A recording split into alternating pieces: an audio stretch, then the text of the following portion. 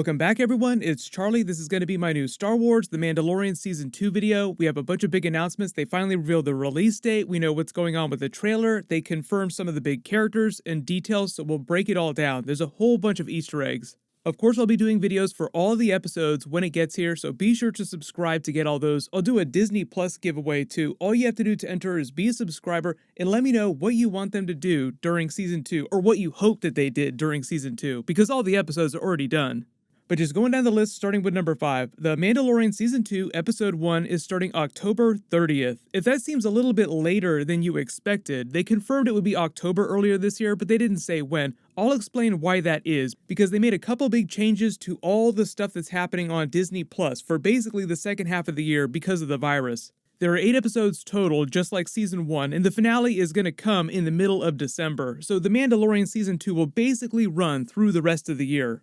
If you're a big fan of the Marvel Avengers stuff, the Disney Plus series they have like Falcon and Winter Soldier and WandaVision that are coming to Disney Plus later this year, or that we're supposed to, I'll explain that at the end of the video. But if you are in a deep Sarlacc pit of despair because 2020 has been such a crap year, Jon Favreau already revealed that they're well underway on The Mandalorian Season 3 production, and there won't be any major delays with getting Season 3 episodes out by the end of next year. Right now, for instance, they're actually using the outdoor sets from The Mandalorian Season 2 to get ready to film the Star Wars Obi-Wan Kenobi series. I know there's a lot of rumors about Hayden Christensen coming back for dual Darth Vader and Anakin Skywalker flashbacks, Darth Maul coming back for that, other people like Ahsoka, Temuera Morrison coming back as Rex. But number 4, the major new characters in the new story of The Mandalorian Season 2 that they finally confirmed, Moff Gideon capturing Baby Yoda as part of his larger experiments in cloning and Force-sensitive clones, the Darksaber, his history with the Mandalorian people, the Great Purge, and the reveal that he himself is Force-sensitive. It shouldn't be a big surprise. He's written and designed to be the Darth Vader of the series. He wears black armor just like Darth Vader, flies a special TIE fighter just like Darth Vader, even though his is called the TIE Outlander, or it was until The Mandalorian blew it up. He also wears a space cape and wields a lightsaber just like Darth Vader. People refer to it as the Darksaber, but it is just another type of lightsaber. The way Giancarlo Esposito explains it is that Moff Gideon has a strong connection to the Force, but he himself wasn't trained to be a Jedi or a Sith. He's not like a failed Padawan that escaped Order 66, like during Jedi Fallen Order. The Emperor had special programs for Force-sensitive children that he captured and indoctrinated. Most of them were twisted using Sith tech and severe psychological conditioning to become either Inquisitors or dark side assassins who just existed as part of their own special Black Ops branch of the Empire. A lot of the animated series like Star Wars The Clone Wars, Rebels, the games like Star Wars Jedi Fallen Order explore those characters a lot more. But during the regular Imperial era, during the reign of the Emperor and the original trilogy of movies, in the period covering The Mandalorian's Great Purge, Moff Gideon was still just a regular officer in the Imperial Security Bureau, tasked with handling the sector of space that included the planet Mandalore. So number 3, he's around his early 50s in the events of the Mandalorian series, so working back in that timeline from that, he would have started his career as a regular Republic junior officer during the prequel era of movies before the rise of the Emperor. That means that even if he were Force-sensitive at the time, he never went through any official Jedi training, because back then, the Jedi Temple was still very active, the Jedi Order, it was before Order 66. And they never took adult Padawans, so he would have never been trained as a Jedi or anything like that. So that's how he flew under the Emperor's radar when it came to being a Force-sensitive person working in the military. But Giancarlo Esposito says that Moff Gideon is very studied in his academic knowledge and historical knowledge of the Force. He appreciates it as an idea. He's obsessed with harnessing its power to achieve his goals in reunifying the galaxy under a new empire, of course led by him. Like, he respects the Force, but it's just a means to an end for him. That's where his connection to the Darksaber comes in. So he's not just a regular, really powerful Imperial Moff that's stealing ancient artifacts just because he thinks they look cool. The Darksaber for him is sort of a symbol of what he thinks his own potential is. Like, I'm Force-sensitive, think of the evil villain monologue. That gives me great power, and with that great power, I'm going to bring my own order to the galaxy. The Darksaber itself, within the history of the Mandalorian culture, has always been used symbolically as a sign of leadership as well. And as a member of the Imperial Security Bureau, he's tasked with information gathering. So he's spent a lot of time reading about the history of the galaxy and the history of cultures in the galaxy that they're busy going around conquering. Number 2, Ahsoka is listed on the IMDb for episode 1, but that can be unreliable because anybody can edit IMDb. I don't know how many episodes she's going to be in exactly, but probably not every single one. Each different episode tends to be its own separate adventure or bounty with just a loose continuity between them in a basic character arc with a couple of characters reappearing in most of the episodes, like Greef Karga or Cara Dune.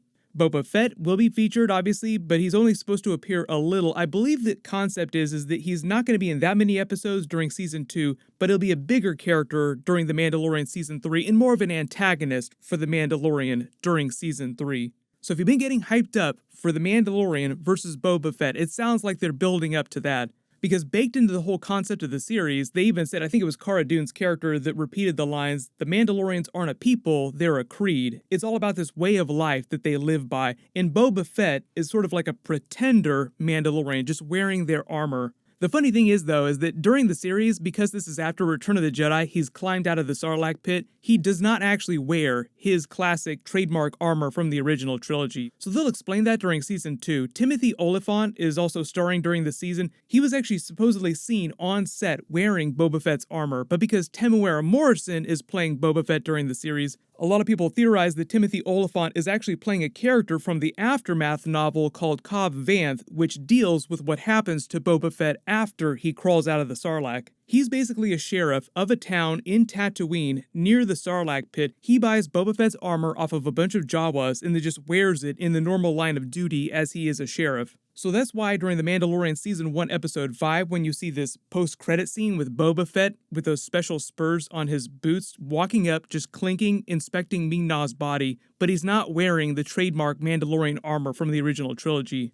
Katie Sackhoff is also supposed to be coming back to play Bo-Katan Kryze. She did the voice for that character during the Clone Wars and during Star Wars Rebels. She's the last known wielder of the Darksaber before the original trilogy events. So if Moff Gideon stole it from someone, he stole it from her. So either she'll be featured in flashbacks for the Great Purge or for context, or she'll show up in present day if she's still alive in present day. Number 1, though, getting to the Baby Yoda of it all. Big thing, finally meeting another former Jedi, Ahsoka, because that was the big mission that he was tasked with. Find his kind, also trying to find out where he came from as well, which is sort of a separate task. I know everyone's still posting all the memes of Maury Povich and Yoda with Yaddle, like where did he come from, who are his parents?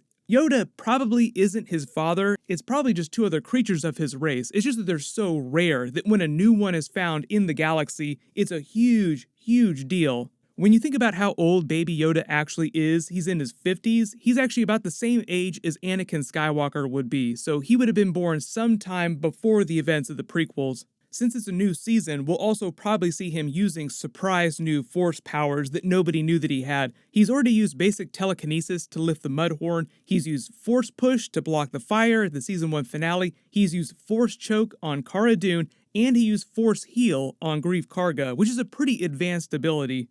There are a billion different types of force abilities that are really cool and visually stunning that they could roll out on the show, but the biggest one, if we're talking about original trilogy Easter eggs and references, would just be basic mind control, basic Jedi mind trick.